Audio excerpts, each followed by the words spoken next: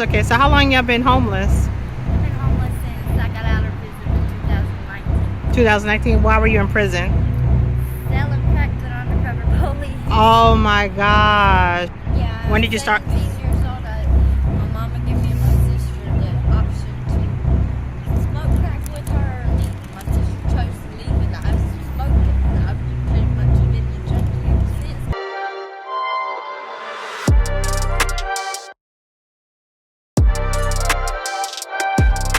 Hey, this is Ask Pharmacist Tish. I'm here in the beautiful city of Charlotte, North Carolina. And who do I have the pleasure of meeting today? Kim and Angel. Okay, nice to meet y'all. Can I shake your hand? Oh, sorry. Nice to meet y'all. Okay, so y'all born and raised in Charlotte, or where y'all from? I'm from Gastonia, born and raised. I moved up here in 2013 and I can't leave. Oh, okay, Gastonia. I used to work in Gastonia. Gastonia is crazy. Yeah, I don't like it. Yeah, it's crazy. What about you? Where you from? From Jersey. From Jersey. Okay, so how long you been here? I've been 6-7 years. 6 or 7 years. Okay, so how long y'all been homeless? I've been homeless since I got out of prison in 2019. 2019. Why were you in prison? Selling crack to undercover police. Oh my gosh, really? So let's back up. So you were born and raised in Gastonia. So how was your childhood? I was traumatized growing up, so I blocked out the majority of my childhood. Like, I don't remember anything but bad things. Really? I mean, not to unearth anything. Like what kind of, just the surface, what kind of trauma? Well, my uncle blew his brains out in front of me at 4 years old. My grandpa beat my whole family. And I've actually witnessed my grandma dying a couple of times before she actually flatlined. Like, well, how was she dying? Did she just give up? Okay, got you. So all of that was just very traumatizing. Yeah. And so when did you start using drugs? I've pretty much been using them off and on my whole life. All right, we back. We had to take a little quick intermission. So I appreciate you sharing that. So all of that kind of changed the trajectory of your life. So how were your teenage years? That I can remember pretty good. Pretty good. Okay. When did you start using drugs? I was 14 when I was first prescribed Xanax, and then it went on from there. Wow. So you were 14 years old. So because of your childhood trauma, they gave you Xanax, and from there it was just on. Yeah. When did you start? 17 years old. My mama gave me and my sister the option to smoke crack with her or leave. My sister chose to leave, and I smoked it, and I've pretty much been a junkie ever since. But I try to stay clean, but the more I'm cleaner and the more I'm doing better, it just fucks up even more. So I pretty much got to the point that I give up. So let me tell you. So why did your mom want you to use crack with her? I'm confused. My mom's more like a best friend.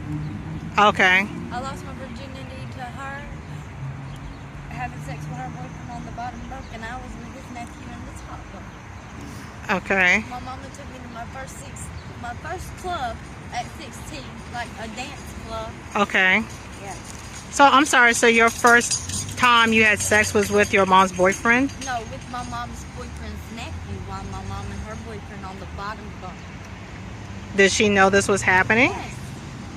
Okay. So she, like you said, she was like more. The top fell on the bottom. We fell on my mom. Everybody but us then. Okay. So that. Okay. So that's not a normal childhood. No, I grew up really. I never had a childhood. I helped my family with my niece and nephew. I had to grow up really fast. Yeah. I had to quit school at 14 years old to take care of my mom after she had surgery. What kind of surgery she had? She had a gallbladder taken out. Hello. So you haven't finished school since 14 years old because you had to be the responsible person to take care of everyone. Yeah, have you ever heard of anybody disowning or divorcing their parents? Yeah. I did. Emancipation. 16 years old. Really? I've been on my own since I was 14 years old, really. Right. So what made it where you just enough was enough for you? Because that's all you knew. So how did you know what was? My mom give up on me coming back home when I ran away to go stay with my boyfriend. Okay. And then my mama, I was 16 years old and I was pregnant with my son. I was sitting in the rocking chair. My mama come over there because I wouldn't give her no Xanaxes and started punching me in my head. Okay. Yeah, so that's whenever I was. Ever since then, I've had nothing but anger towards my mom. Right. Like, I love her, but that's care. I care about her. Right. I love her. I'm a cold-hearted. I'm very cold-hearted now to people that's hurt me. Right. I don't. I can't be selfish, but I can't be nice either, because every time I'm nice, everybody takes advantage of me. Like, I'm out here by myself. Right. I don't have nobody to have my back. I have to stand up for myself. I've been beat, I've been dead. Everything in the past year, I've experienced the same thing over and over 5 days in a row. Really? Every month. Who was beating on you? Just random people. Me tricking on, trying to make a living. All right. So, Getting in the wrong cars. so you did prostitution as well. How are the Johns? Are they like Some safe of them are or? good, some of them ain't. I can't believe something like that. Yeah. All right. So tell me. So you're from Jersey. So how was your childhood? My childhood was a little bit different. I wasn't abused or Uh huh. You say you weren't. I wasn't. Uh huh. Uh huh. So how did you end up homeless? I left home. How old were you? Well, originally left home when I was 16. Uh huh. Uh huh. All right. So what major life experiences have you had? When did you come to the realization that, you know, you wanted to, you know, live your truth and stuff of that nature? I was just tired of living underneath their parents, right? Living under what? Your parents. Right. You will do your own thing. Right. Yeah. So. I had problems, issues with my mom, but you know, but I never had sex in front of all that. You know? What you say, people, that fucks with her. She's cool as hell. So how old were you when you started using drugs? I was 21, 21. So you started old. How old are you now? 29. Okay. Yeah, you look young. All right, that's nice. Okay, so like, what do y'all